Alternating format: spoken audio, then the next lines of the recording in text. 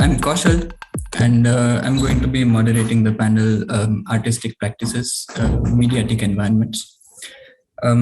Joining me in this panel are Aziz Hazara, Moonis Ahmed, Omer, Wasim, and Sultana, Zana. So some of us have crossed paths briefly in the past, but this is the first time that all of us are coming together in this way. We are also currently occupying very different kinds of environments. Aziz is from Kabul, and he's doing a residency in Berlin right now. Moonis is from Srinagar, and he's been studying in Melbourne for the past few years.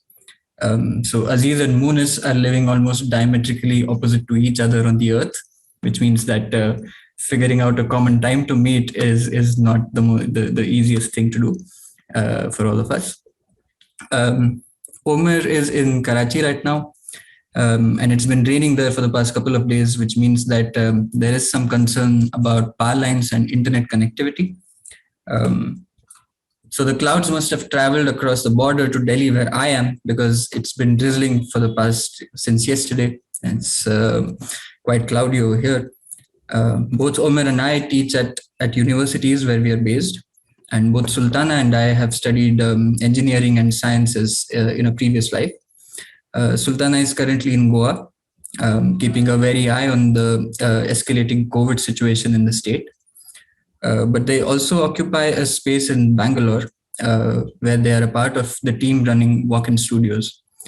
So I think the one thing that all of us came to an agreement upon was that we don't really identify with the term media artist.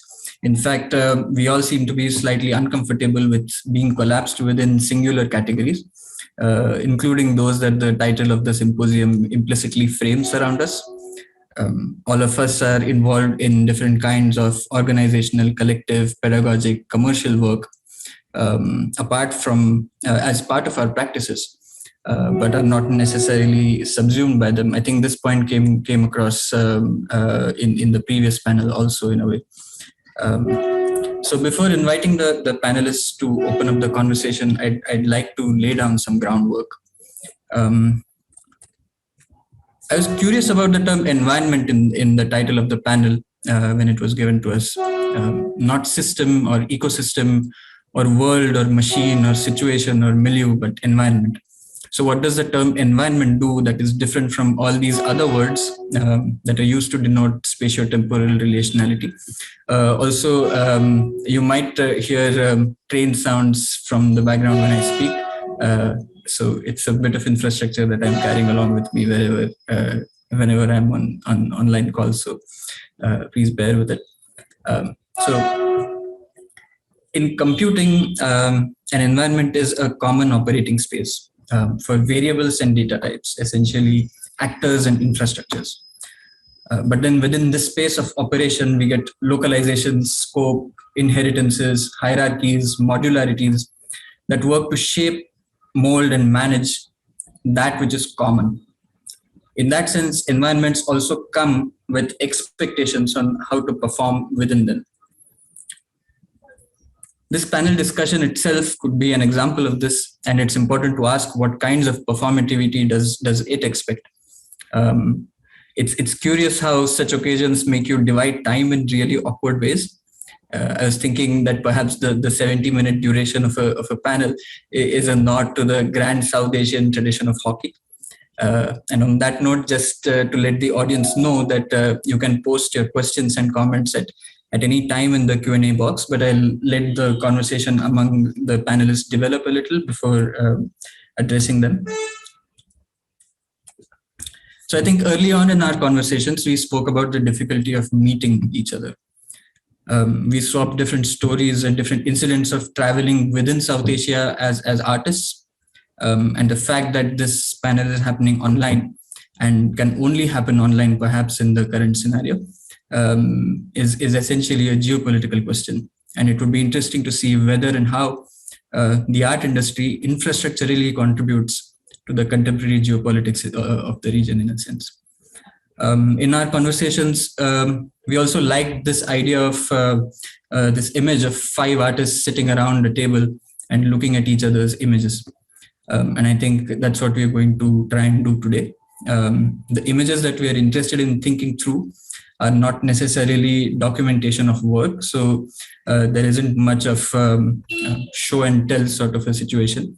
Although there will be a few links to previous work and other documentation that might be shared over the chat. Instead, they come from varied backends of sorts. Fieldwork, research, screenshots, incidental, everyday documentation. So the intent here is to think about what is it that we are surrounded by, what is it that we remember and how we remember it, how we sense the world and make sense of it, and how we participate in it, and essentially to try and figure out what is it that we have in common. So with that, I'd like to start with the process.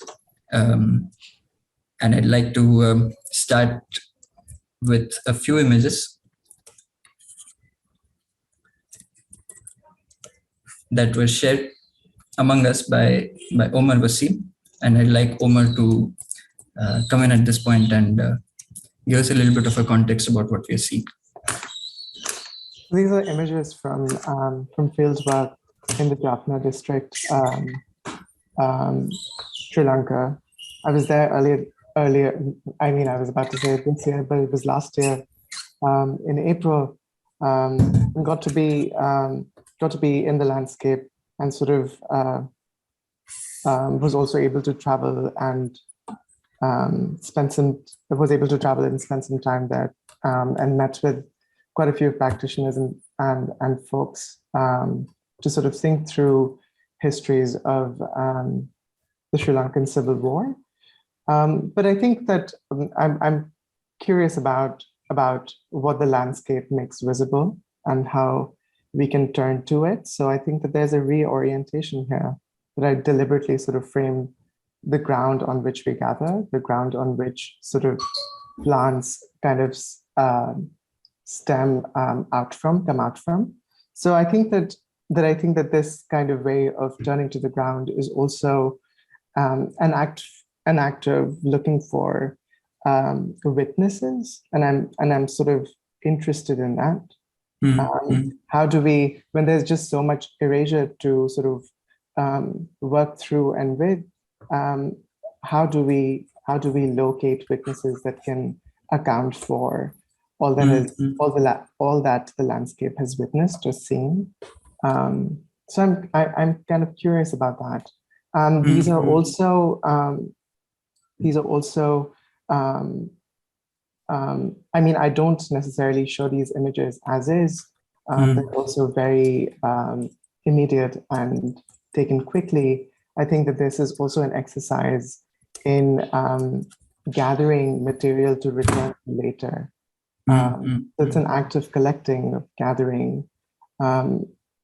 Yeah, and my dad is a geologist, and I'm kind of interested in like the composition of the earth, you know.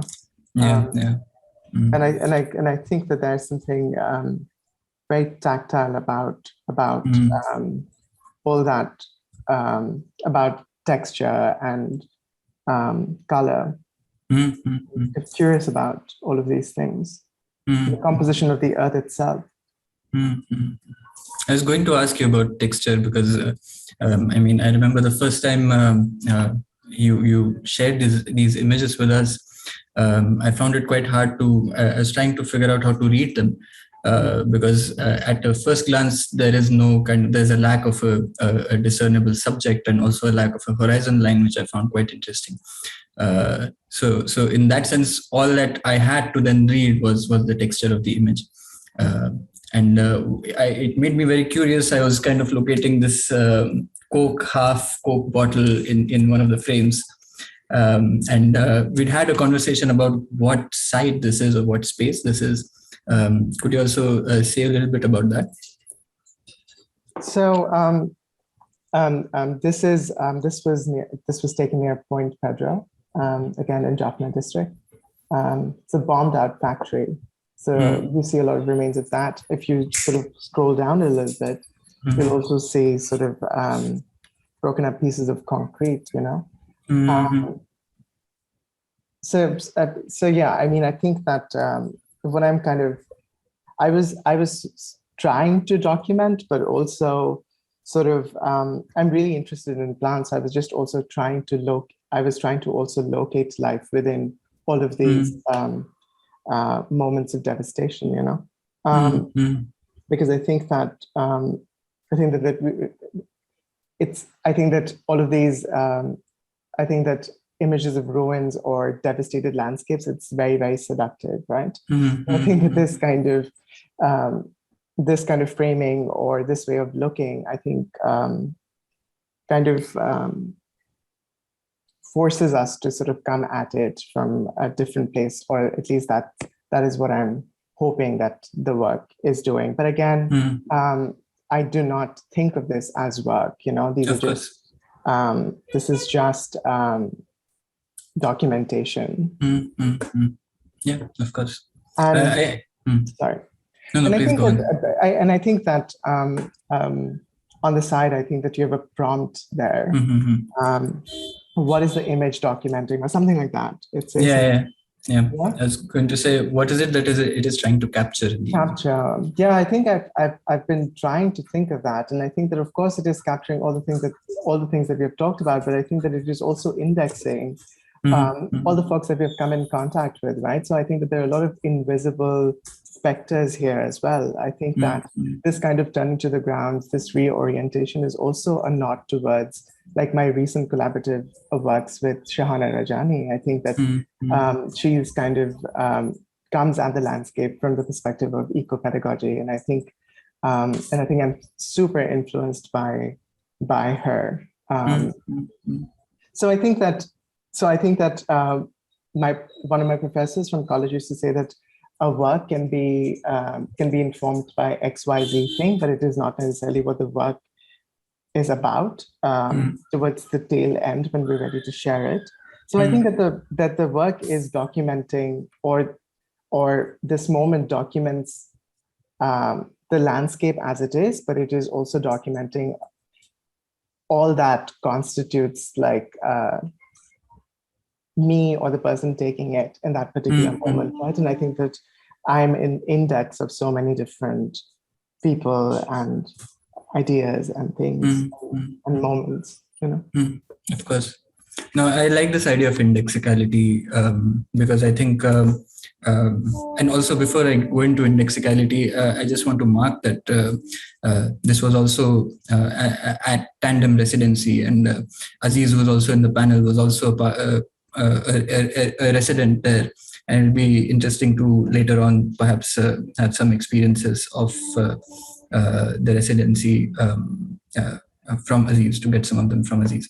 But in any case, what I was talking about indexicality was that I read something around indexicality and around archiving and databases, in a sense, in Sultana's work, and in some of the images that Sultana shared as part of this exercise that we were going through.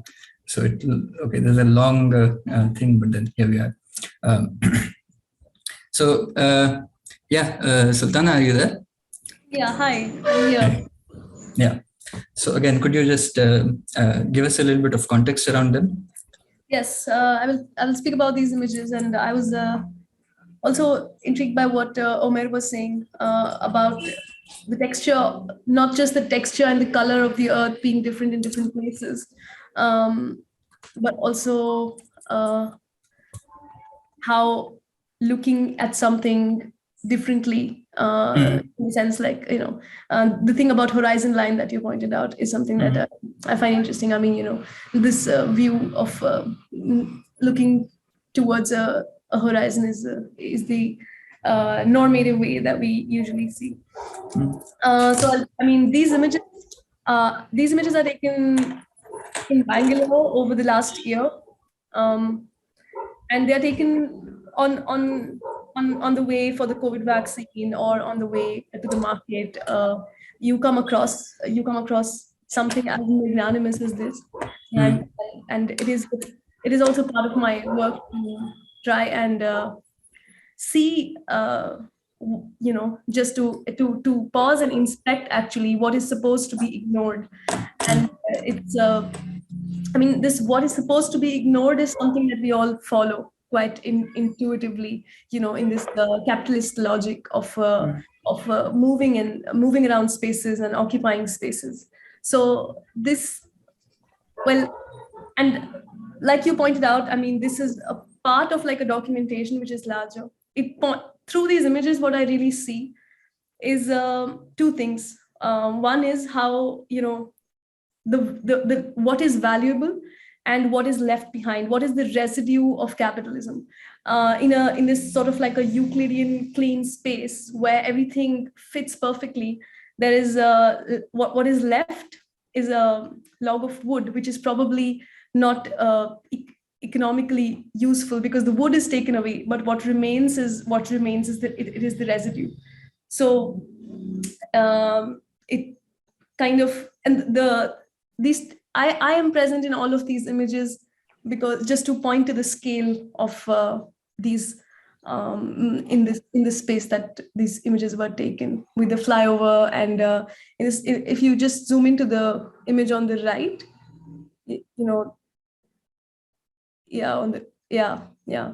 I mean, this is the construction of like a flyover, and I mean we all kind of know about this, about how this goes about, and it kind of points to how the other thing that it points to, as I said, two things.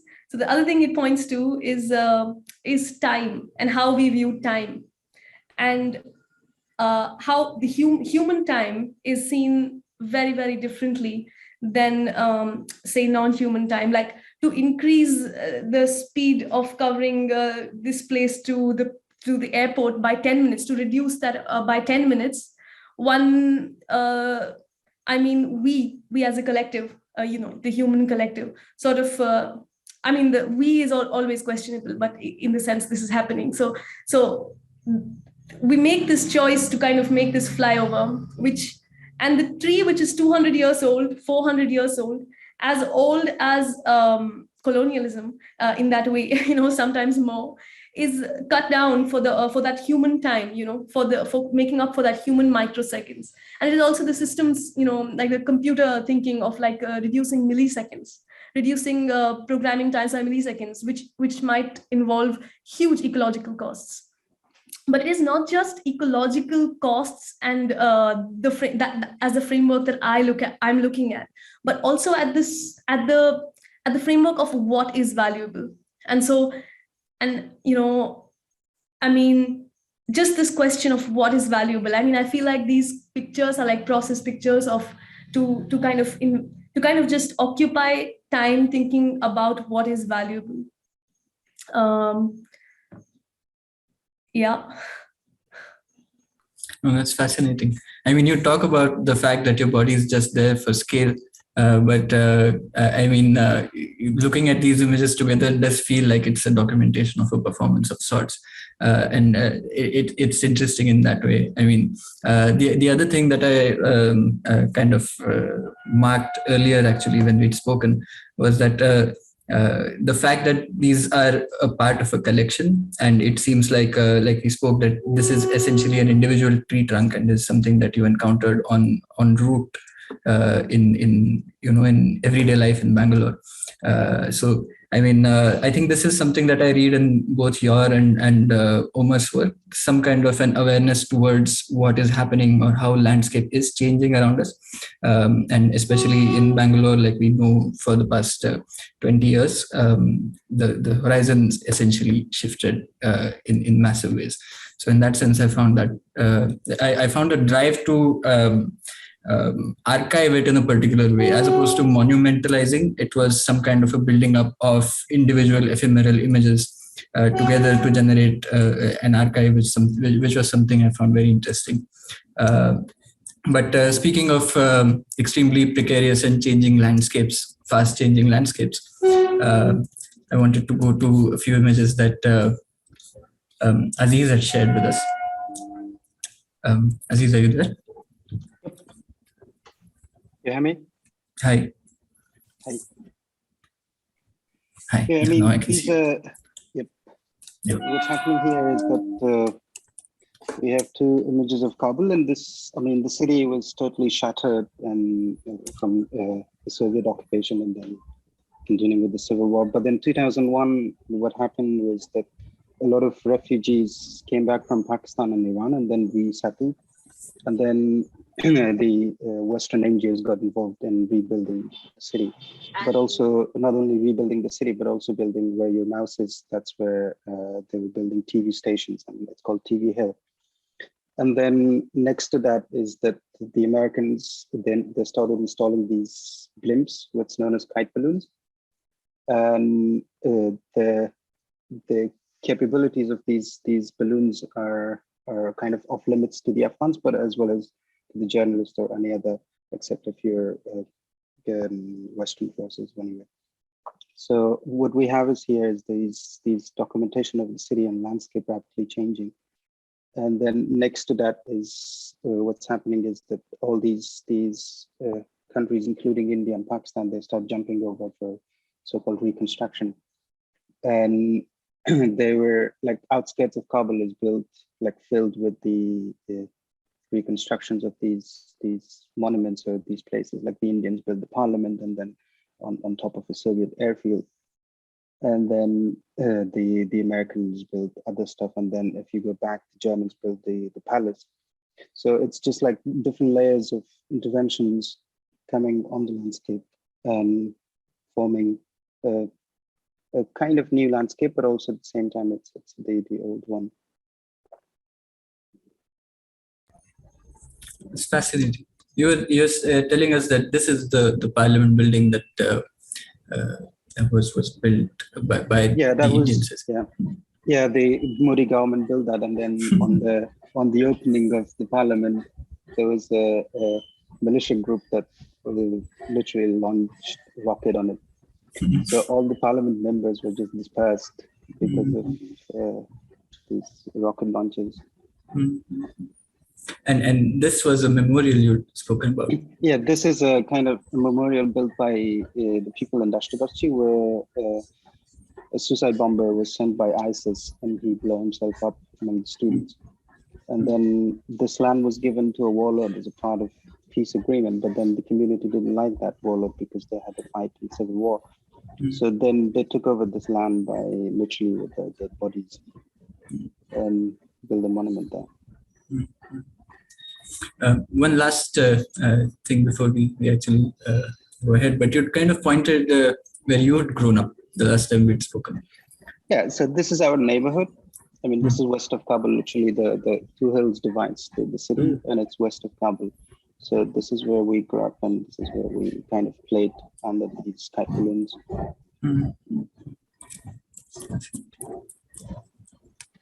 I want to go ahead to Moonis, and I think Moonis is a little more comfortable, at least for the first round, showing and talking about some of the ideas and images by sharing his own screen. So Moonis, are you around? Yeah, I'm here. Yeah, I'll just stop sharing so that you can take over. Thanks, Kaushal.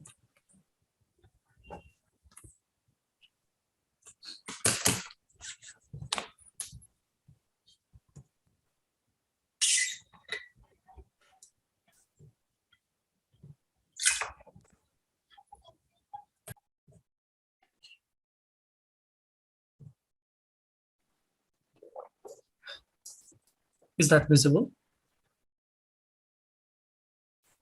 Yep, we can see it. Okay, cool. When we speak of the territories of the visibility and the immortal luminescence of the invisible, I intend to invoke phantoms of the dead and the disappeared. This invocation is more of a provocation rather than an illustration of a procedure or a method. Galileo, one phantom from the dead. In times when Earth was the center of the solar system and all theology and sciences and philosophies conformed to such articulation of the cosmos, Galileo was an interesting figure. He axiomatically presumed the existence of something else. He never knew the trajectories of lands and skies, ghosts and angels when he looked into the sky and the stars. Truth that existed mattered far less than the universes that one could name. Through such belief in the universes of the imaginary, Galileo transformed into the irrational, the mad, the heretic, the militant that articulated the voice that never had meaning nor direction. The telescope, the birth of modern physics, for example, the revised visions of the universe and the solar system were nothing but detritus of the heretical flights of the Galilean event. This reminds me of the ghost of an ever-existing bird called Lal Muni, of which I heard through my friends. It's a folk story that Badri Narayan mentions in his book, Fascinating Hindutva. This is a luminescent tale about a glorious bird, Lal Muni, who sings for all, and a troubled king wants Lal Muni to sing about him and narrate all events through him. The king keeps trying, and Lal Muni remains unmoved, and the battle is on. The song of Lal Muni invokes the invisibility, the irrationality, and the radical militancy of the infinite that is eternal. The lands and the worlds we inhabit always inherently possess such songs of Lal Muni, all interreferential and embedded into each other, all anarchic to cartographies of the visible and their politics. They all always make themselves visible through new conceptions of rivers and oceans and seas, of disruption, of time, for example. Here, time also transforms and articulates the indiscernible in such situations. It changes temporalities. The lives of the lands we inhabit and the worlds we live in always have phantoms of inconsistency that waver the consistent regimes towards the inconsistent. They present to us articulations of the infinite, and I must stress articulations of infinites that are yet to be named, but also demand at the same time a radical annihilation not only of our regimes, but of our semantic and disciplinary gazes, our conceptions of knowledges and languages, and more importantly, the annihilation of our belief that all exists only within languages and bodies. Here I remember a conversation with a good friend and a young artist from Kashmir, Irtiza. The conversation was about a family whose son had disappeared amongst countless many others. Although no sign of his sight or appearance exists, except his remains through archives that the family constantly preserve and provoke. The state denies his existence, but the archive contains the immortal remains. These immortal remains of the disappeared son. Remains that death cannot erase, and remains that only an official archive can bury down. But those who survive his disappearance have also become a material manifestation of the disappeared son, the only remaining voice of the immortal life of the disappeared. These are the deeply distanced temporalities and spatial planes on which worlds are constructed. And I must stress here the idea of worlds. Again, a very plural idea. If we cast simultaneously the documentary and administrative measures, for example, in India, we see the contest between heretical flights of Lal Muni and the sovereign king at its best. On one side, the family holds an anarchic archive that transforms the invisible life through its immortal remains into visibility. And on the other side is the sovereign power's attempt to forget and yet file, tag, categorize, organize, and create frozen life. For example, through the introduction of bills, abolition of laws, and introduction of further certificates and documentations. It is embedded alongside the objects, the abstractions, and the sounds of the world. And I speak here of time. Time is a gathering as much as it is a sonic event. They, alongside the cities, water bodies, mountains, trees, and rocks, they're all sonic. And it is deposited in the phantoms of missing elders in riots and uprisings of the oppressed. Because their primary mode of existence is a gathering, a militant articulation that ruptures the orders of organization. Responding to such sonic phantoms of the worlds, in another work done collaboratively with a friend of mine, Hafsa, we thought of a neural network algorithm. The architecture of the algorithm is designed to work like a neuron firing impulses. These impulses speculate the sonic imagination of gatherings that are yet to come, that are in the future, that are inevitable. Various found sounds of gatherings and landscapes, birds and skies, stories and narrations were fed into this neural network. And these abstract graphs are the marks and terrains of how the neural network was thinking through these sounds.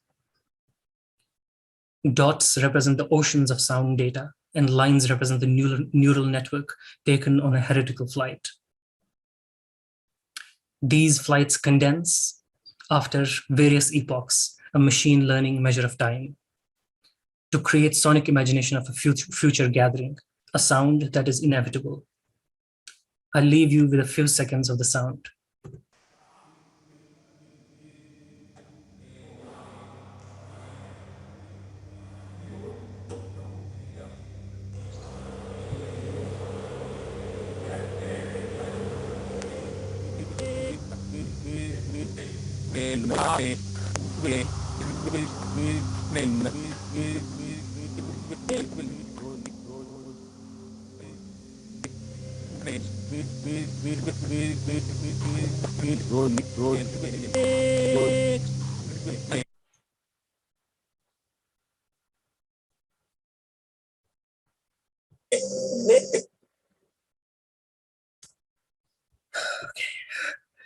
Sorry, that took a little bit longer than I expected, but that was it.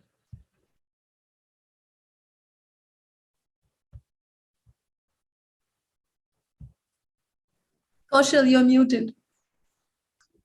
Okay, I'm back. No, I was just going to say that I found it quite interesting, and I thought that there's a lot to unpack over there. Also, in the context of, I think, where these a few other images are going to come in, especially now, which is a lot to do with how is it that we sense the world, in a sense. How is it that we observe and how we are observed in a way. And what you're trying to do towards the end, Moonis, I mean, maybe I'm wrong, but it looked like you were collecting sound data and training neural nets to produce essentially new sounds or ambient sounds of the environment. So that was something quite fascinating to me. Also thinking about Aziz's practice of recording sounds of landscape or listening to landscape in this context. But I also want to slightly move to this image, which was something that Sultana contributed. And I actually found this image very interesting to look at, along with the images of the Kabul landscape by Aziz, because I thought that it almost felt like the images of the landscape felt like the view from the beehive, essentially, right? There's a camera that is hanging very close to a beehive. And yeah, I felt like in another reading, it felt like a Raspberry Pi growing out of a tree. So I wonder what your take on this is, Sultana, and also just a little bit of a context about what is happening and where it is from. Yes. Before I speak about this image, I just want to just point to the few things that we have been speaking about, and I would, if you could just take us to Aziz's image, I would really like to re-see it and point to the blip in the sky, if in both these images, and actually in the one in the right, this tight balloon, I don't know, did we speak about it? Because I really like the narration that Aziz had of the blip in the sky, because the landscape looks pristine and there's just a blip in the sky, and what that does, not just to the image, but the occupants of the image, as well as to how it feels and what happens in the landscape itself. So I'm asking Aziz if you would like to just say, I'm actually instigating something you were mentioning about, people sleeping on rooftops and then changing that in our previous conversations as we came to this. So I'll just give it to you here for a bit. I mean, these were installed, like early 2010, they brought these balloons, and what they were doing, they were campaigning that these balloons are catching suicide bombing or suicide bombers. But also, I mean, suicide bombings were blowing off next to these balloons. So then the people start losing the kind of trust that they have built on these machines, or at least what was campaigned on them, that these are for so-called their safety. And then what's happening in summers in Afghanistan is that most of the people sleep on the rooftops. But after these balloons were installed, then people they weren't sleeping on the rooftops anymore. And then what's happening is that these balloons are everywhere in every city corner, and then it becomes a point of reference. How far are you from what balloon, or how far are you from your neighborhood? That you see your balloons are hanging there, and then you're on the other side of the city and looking at another balloon. But also, I mean, I wonder what would happen is the documentation that these balloons has done. And since now, like, I mean, these are classified, but I'm curious about those images that they're capturing every day from us. Yeah. Yeah. It's these images are really stunning, actually. You know, both in form and subject. You know, it's really interesting. And listening to Moonis talk about the sonic landscape, and also that how Aziz is listening to this landscape. I just, I mean, I feel. Since in the beginning, Kaushal, you said that we are trying to find out what is common amongst all of us. Like, even though we are going through this form of images of seeing and reading each other's images, but actually what is common in some way, at least, of course, also is, you know, alternative ways of seeing, which does not mean, which don't involve seeing at all, but actually listening closely to the landscape, to whatever it is. And I feel like in some of Omer's early images of the soil, it also feels like a listening rather than a seeing, because you know, when you said that there isn't, there seems to not be a subject matter, which might be the case in some way, like, you know, what are we seeing? We're seeing what is there, but we're also hearing that image in some way. So I feel like that's something we have in common. So, okay. And yeah, going back to the image that you. This one? Yeah. You could zoom in a little bit. It's clear to everyone. I'm viewing a small screen, so yeah. So I'll just speak a little bit about, you know, about this image, about the process and reason and how it was taken, and then I'll talk about what I see through this image in some way.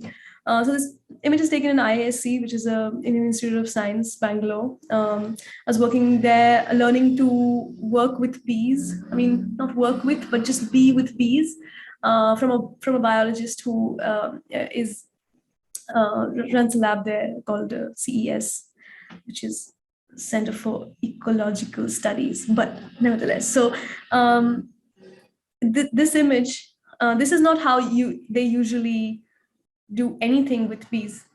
There are many interesting experiments that they perform, but here there's a beehive which is largely natural beehive. So it's there on a tree in this place where they try to get bees to come by putting a drop of honey or something like that.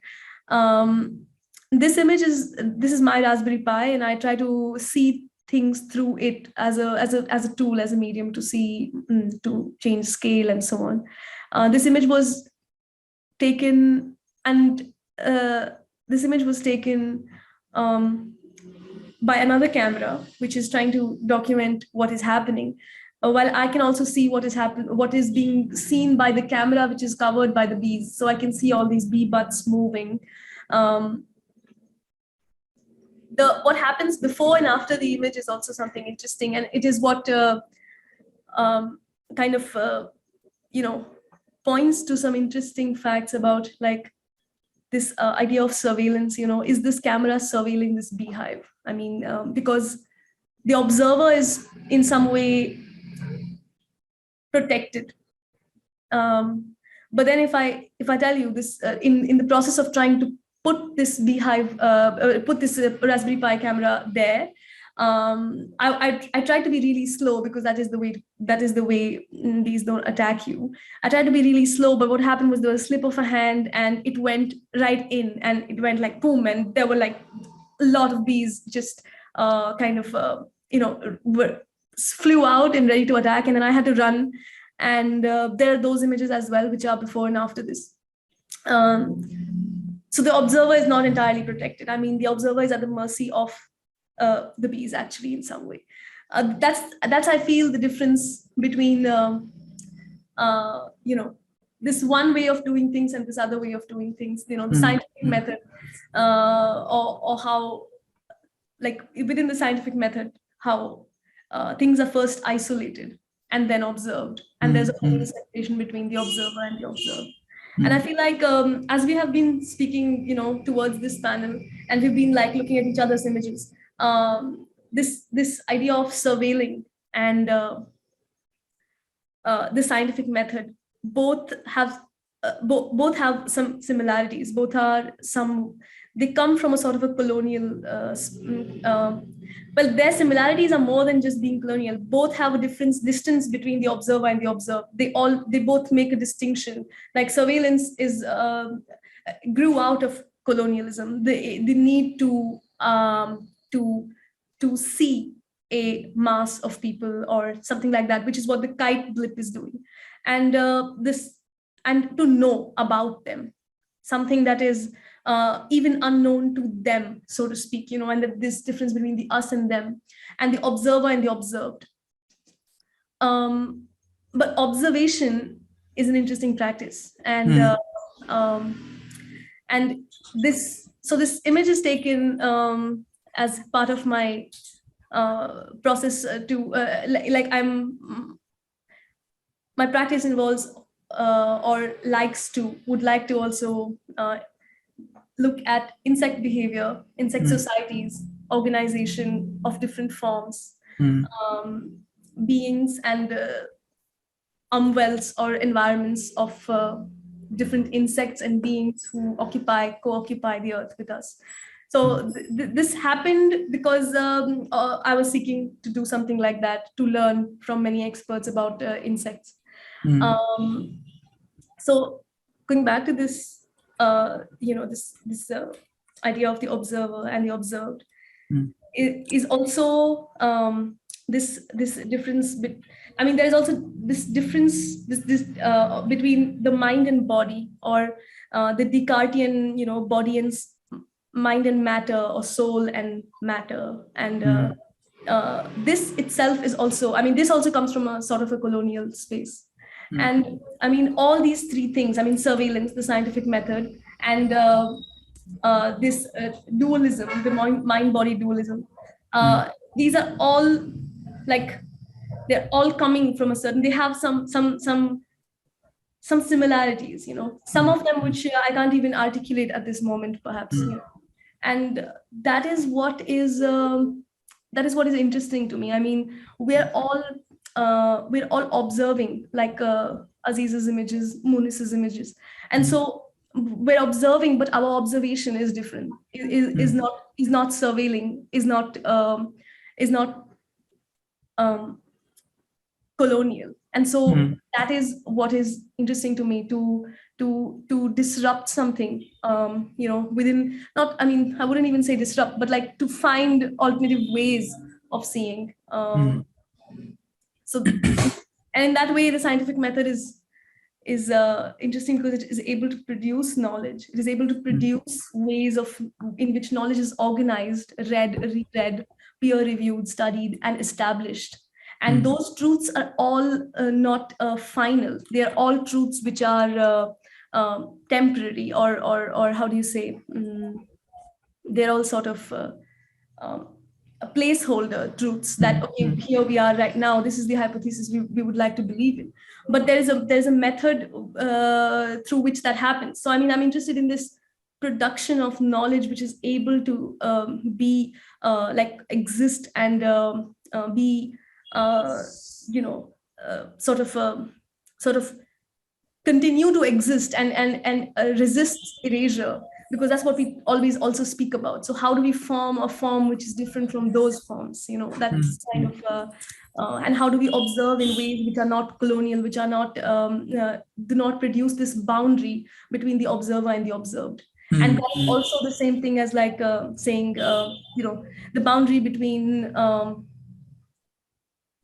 and the environment, because, and so, and that's whenever I hear Aziz talking, and I've had the great pleasure of like being in this conversational group with all of you guys. It is like, where is the boundary? I mean, it is, there seems to be a lot more porosity rather than a boundary for all of us, actually, Moonis and Omer, like, and that's what is interesting. That's what is kind of, that was what I felt was something that we were all looking at, alternate forms of organization of knowledge.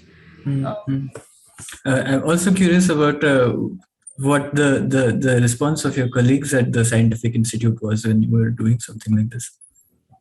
I was actually, I mean, it was an off day. There's this Mr. Ponana, who I have also made a small film on. It's on my YouTube page. Mr. Ponana is a biologist, and he called me on a Sunday. He was like, there'll be no students, just come and we will just, I mean, he's passionate about not just bees, but he's also really benevolent in the way that he wouldn't gatekeep knowledge. I have always had to face that, because if you're going to IISc, I cannot just access things. But there has always been, and that's there, like some people can gatekeep things, and some people can allow one to enter. And so I have been lucky in seeking and then finding also some people who have allowed that. So there was it was just me and him, and we kind of like doing our own conspiracy in IISc in one place. Fascinating.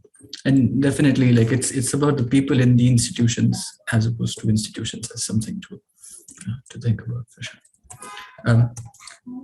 Also, just continuing on the through the thing, to invite Aziz to talk about this image again. I mean, in 2000, I mean, from 2003 onwards, the Americans started training the Afghans, but also CIA was involved in night raids, where actually the militancy began in Afghanistan, where they were going, knocking every house at midnight, not knocking, but literally breaking the doors in every house and taking the mans out and documenting them. Then, I mean, as usual in Afghanistan, things pop up in the supermarkets, not in the supermarkets, but in the secondhand markets. And what we found was these night vision goggles that they were used in the night raids. And then I started experimenting with these objects, and then seeing through them.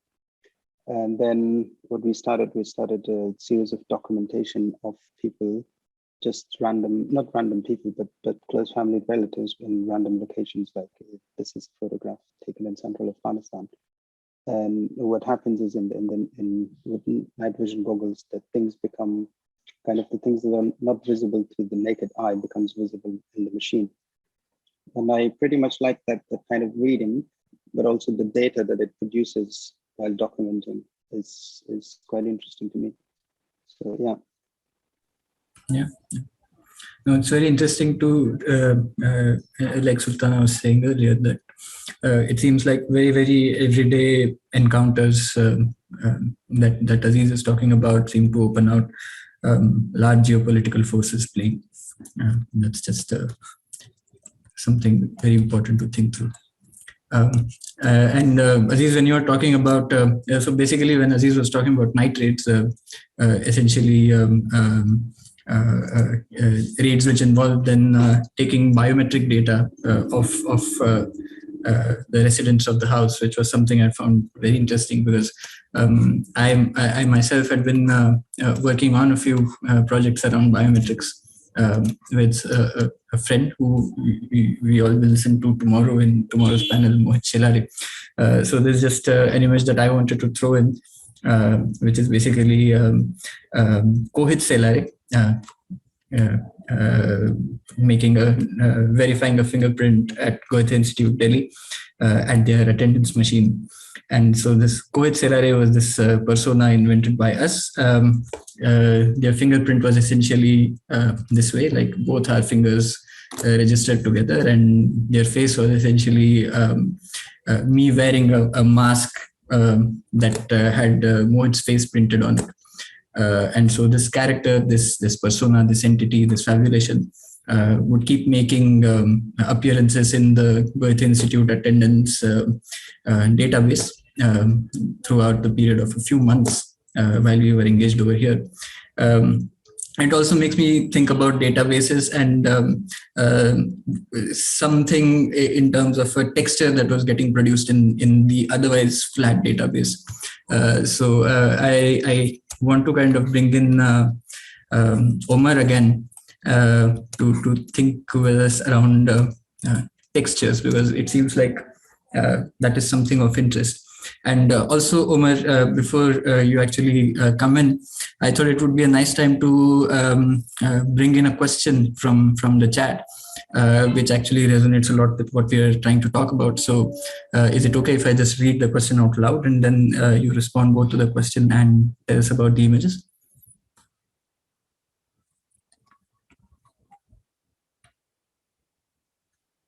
Hey, I sorry. will mute, sorry. Sure, go ahead. Yeah, I mean, Okay. but I can also, but I'm also able to see the question, but I guess other folks are not able to see it. So Yeah. Just for everyone. So this question is by Arshad, and it says, for Omer, if the landscape here is framed as an index, how would you frame the landscape as a form towards an interiority? Would the landscape then be an index to your interiority? And if so, how does it propel outward, and what is it reaching out to? Right. So that's the question. But also to think about this question and about the idea of interiority, because this came up because I'm also thinking about it was something to do with some kind of a memory that you were trying to capture in that image, in at least the images that you showed from Sri Lanka. And so these are images from Balochistan that you've collected. So maybe you can start with them and talk about the question also. So these images were taken with Johanna Rajani. We collaborate as Sarab. So yeah, we were just thinking about, for this particular project, we were just also thinking about development and how it sits with an opposition to nature. And we were thinking about air and its toxicities. So of course, the landscape that you see has been carved by wind over millennia, right? So I think that we were kind of also thinking about texture in that way. So if you zoom into that particular sort of formation, you'll see how the wind has interacted with this particular type of stone. And then we were kind of thinking about how this texture sits next to the texture of development. I think that the ways in which we experience development in landscapes is also so smooth and sleek and glitch-free, you know. And I think that natural sort of textures interrupt the framing of. I think that CPEC is also being framed as a nation-building project by the Pakistani state, and I think that all of it is packaged as very glossy, world-making, glitch-free, smooth. So we were just kind of also interested in thinking about how sort of the visuality of CPEC or the visuality of infrastructure opposes or sits next to the textures in the natural landscape. Going back to the question, I don't think that I kind of embody the dualism, or I don't come at landscapes from a place of interiority or exteriority. Maybe I'm misreading the question, but I think that for me it is simultaneous. You know, I think that I receive what the landscape makes visible, or what is there in the landscape, and I receive it if I'm ready to receive it. So I think that there's an element there's an element of both. I think it is simultaneous. I think I receive what is being made visible to me. I don't know if is that clear, or am I not? No, I'm also trying to sort of internalize the question a little bit. Yeah. So I think that for me, I think that it is simultaneous. It's both inward and outward. It is both interior and exterior together. And I just also think that I think that we also, or I also try and have my work pan out in such a way that it's rhizomatic and able to activate many different modes and ways of being in the world. And so I think that we're also able to then do away with dualisms, right? As for what is the work reaching out to, I think the work is in the world. I don't want to claim what it is reaching out to, but it is in the world. And I'm hoping that that it reaches some people, you know. Is that satisfactory? I don't know, but I mean, I think that the work is, you know, it is there for people to receive it, and my hope is that that some folks receive it. I think in a while we're also going to talk about ideas around circulation, where how is it that we want a work to be received? How is it that we want to be circulated kind of comes up. So maybe we'll kind of open this out a little more in that context also. Just to kind of inform everyone, this other image that I was going through when Omer was talking is actually Quaid-e-Azam Solar Park in Pakistan, which is supposed to be the largest solar power plant in the world. And it's essentially a part of CPEC, which is China-Pakistan Economic Corridor. I think a lot of Omer's and Shahana's research as Sarab has gone into thinking about CPEC, and in the context of these ancient stones that have been carved by winds in the sea. Yeah. Okay. Also, I mean, thinking about, and I actually missed something which I think is very important, because in one of the earlier conversations, Omer, you had mentioned something around disagreement as texture.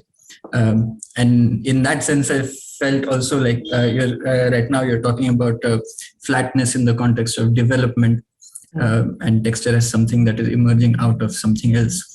And if that something else is disagreement, I'm also kind of remembering the image that Moonis shared earlier of the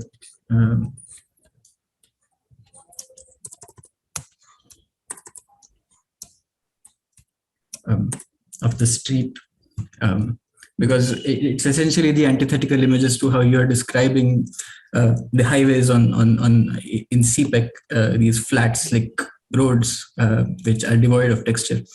So I'm curious to bring in Moonis also for a bit to give us a bit of context of the image before moving on to our path, just a slight detour perhaps. I think the roads in this photograph and the rocks that are there and the marks that are there, they are the evidences of the accesses of that exist beyond the clean roads and clean highways. So these accesses always exist somewhere, and they are always rendered invisible. And this image is probably a really good articulation of that invisibility and of that act of hiding those the aesthetic of the clean infrastructural roads and highways that we're used to seeing. And roads and infrastructure can be very metaphorical here. Of course, yeah. I mean, both these pictures, like we were talking earlier, are these two different images of an infrastructural breakdown, and both are extremely powerful in that sense. But okay, I also want to go to Sultana now and ask her to talk about a couple of these images. Yeah, just as we were talking about infrastructure and about access and inaccess provided by infrastructure, human infrastructure, roads, which are ways for us to travel to places, and there are different highways, there are elephant highways and so on. So this picture actually looks at a tree network, and forms of movement of in this image are interesting to me, because you can see a man, but there is not, there is a road in the background, but not in the foreground of this image. And this it also is bringing time back. So this image contains some time within it. It contains a roughness as opposed to the smoothness, that Omer was mentioning, the flatness that Moonis was mentioning, and the texture of the soil, and of disagreement, and of unease, because the ease is only contextual to who is speaking about it. And then here is on the right is the image of me learning to operate the JCB machine. The JCB machine, I came to this after a lot of thinking about the things that I'm thinking about, that, what happens, what is the, like, not the beginning, but this machine is probably the biggest contributor in terms of like a tool to colonizing landscapes of various different kinds of forests and rivers. And if you have this, I can stop a river by dumping in a whole bunch of sand and so on. But not just that, it is used to bring down shrub and tree, it's basically a bulldozer of sorts. And the power of this machine is something that and something I was interested in, because we always talk about the power structures, and power is an interesting thing. As a tool, this machine has a lot of power, and that is why it is able to do the things that it is able to do. But it is the people who are writing the papers who have the power, who hold the power to actually do what is happening with the machine. In the recent times, as a method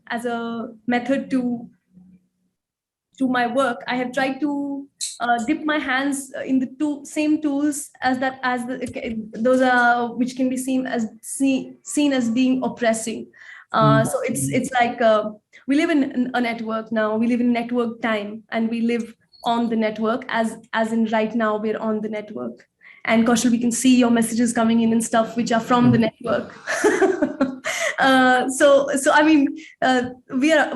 We're all there. So it's kind of here, and thanks for pointing to the image below, which is of talking about the network of trees. It is a work I did in 2019 in Veer, where I was trying to look at tree intelligence, and by looking at the network of trees, because trees make decisions. They make decisions of how far the next cluster is going to grow, how far, which of the saplings which has taken root is going to actually grow into a tree, and which one is going to not. So these decisions are taken by some entity. And I was interested in looking at, like, what is this tree intelligence? Who is this tree intelligence? Of how is it? Or using the topology of a network, using the method which is called network matrix method, by looking at the intelligence of a network by nodes and edges.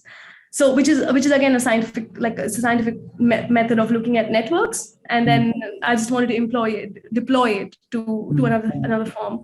So it is the co-opting of all these tools, the JCB, the bees, being in a research lab and so on.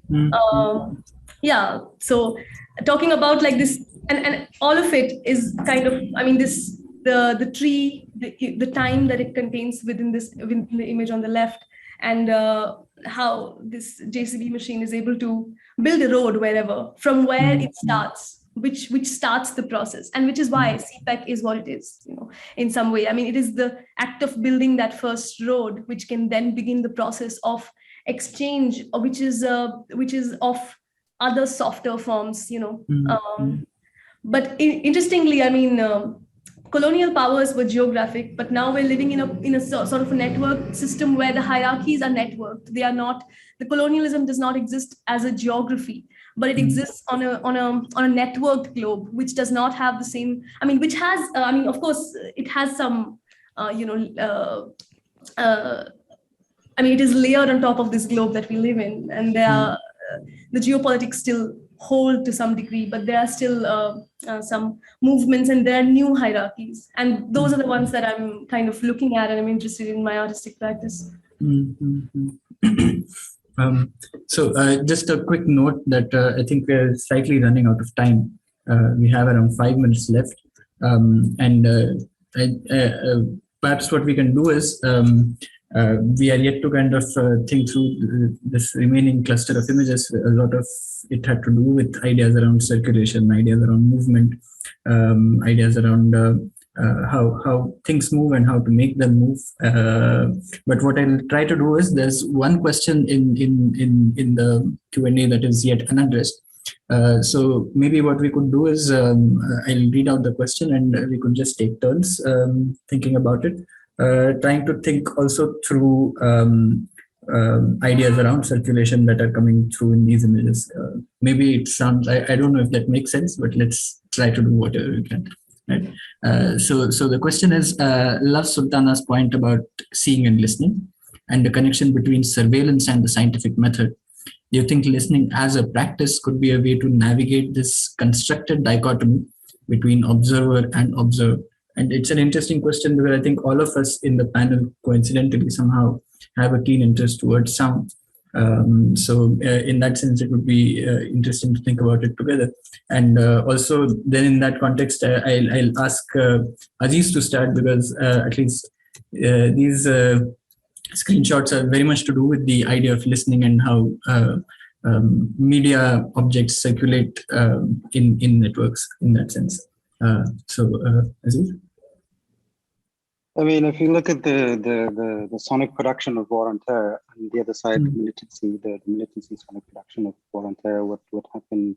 I mean, most of these songs are produced in Pakistan, in Peshawar, and most of these singers are more or less coming from a Khania school. So these are the suicide bombers who sing for each other, and as a kind of leaving a memory behind before going to explode themselves. Then on the other side is the calendar, which was published by spokesperson of Taliban, Zabiullah Mujahid, before 4 days the country collapsed. And here, what's the kind of commemoration is here, where with the dates are all the dates that they have fought. And there's nothing in comparison to the US-backed Afghan government, which in the calendars they have Human Rights Day and women rights and stuff like that. But here we all have the dates that they fought. And I mean, in terms of like the dates that they have fought, and then in the language politics is also, it's just like partly Farsi and then rest is Pashto.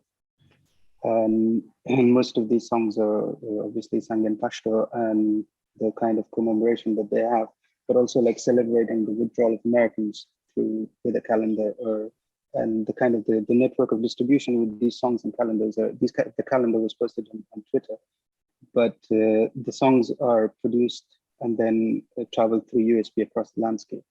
And then you could find them in Kabul, in Peshawar, in Quetta, in Kandahar, in Jalalabad. And then most of these songs are auto-tuned to an extent that you can't recognize who has been singing them.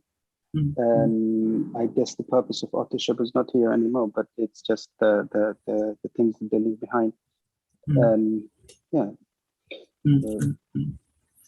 That's fascinating. Also, just a note to everyone, we sent a few links on the main chat, and the songs that Aziz is talking about, he's kindly shared a link of this material which we managed to unearth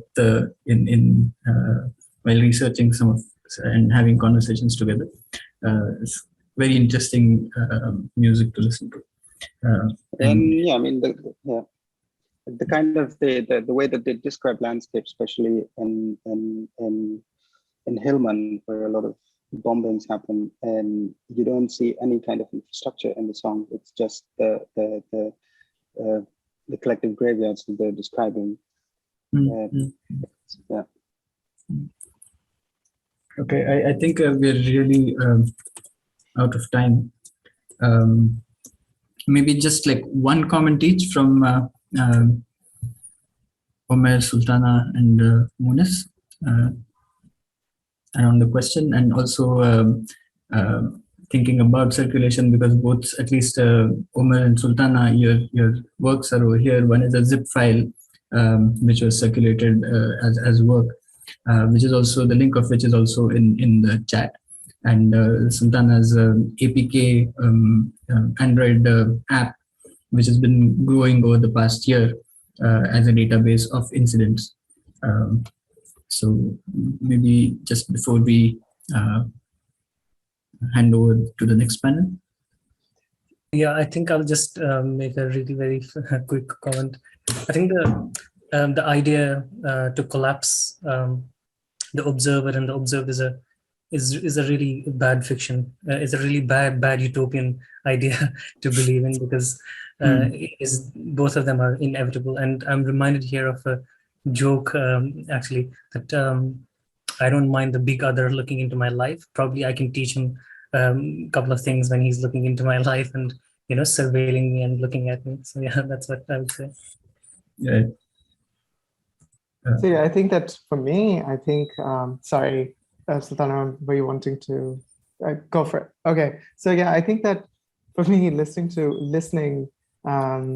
is a way to kind of decenter vision, I think that vision is mobilized by the state in very particular ways.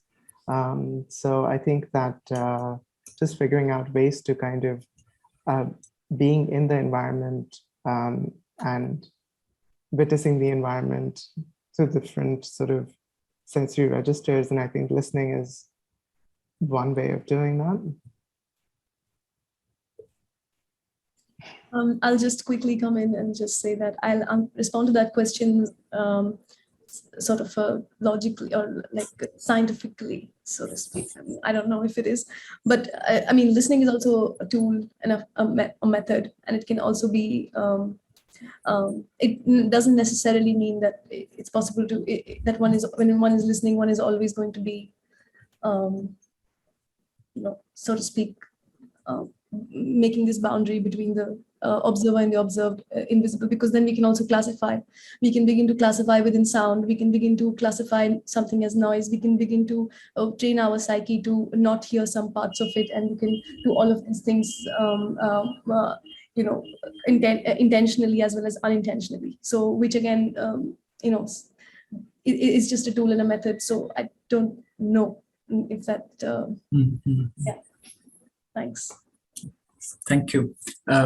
Thank you, all of you. It was a pleasure going through this with all of you.